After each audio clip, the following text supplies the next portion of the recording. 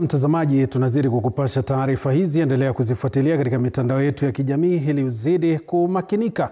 Kwingineko, wakazi wa kijiji cha Kamirithu, eneo bunge la Limuru, kaunti ya Kiambu, wameungana kuomboleza kifo cha mwandishi mashuhuri Ngugi wa Thiong'o, wakimtaja kama shujaa wa fasihi aliyetoa mchango mkubwa katika kuendeleza lugha ya Kiswahili na Kiingereza kupitia kazi zake kote duniani. Katika maombolezo yao, wakazi hao wametoa wito kwa serikali kujenga maktaba inayobeba jina lake ili kudumisha kumbukumbu yake kwa vizazi vya sasa na vijavyo. Aidha, waliohusika katika michezo ya kuigiza iliyotokana na maandishi ya marehemu Ngugi wa Thiong'o wanaitaka serikali kuwatambua na kuwashirikisha katika mipango madhubuti ya kuendeleza fasihi na tamaduni za Kiswahili ili kuhakikisha urithi wa mwandishi huyo unadumu. Ngugi wa Thiong'o atakumbukwa kwa mchango wake mkubwa katika fasihi ya Kiafrika kwa kuandika na kukuza Kiswahili na Agikuyu, pamoja na kujenga utambulisho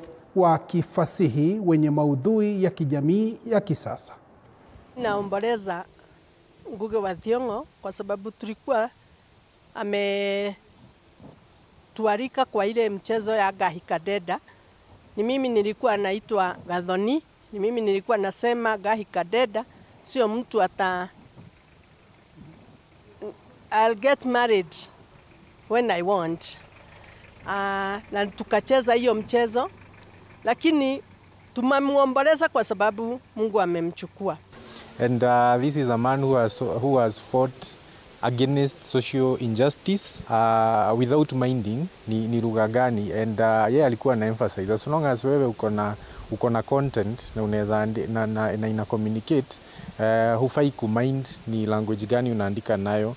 Naona itakuwa bora kama tutakuwa na kitu inakuwa ikiitwa na jina lake, kwa sababu tukikosa kumpatia hata jina moja, hiyo jina lake itapotea. Naam.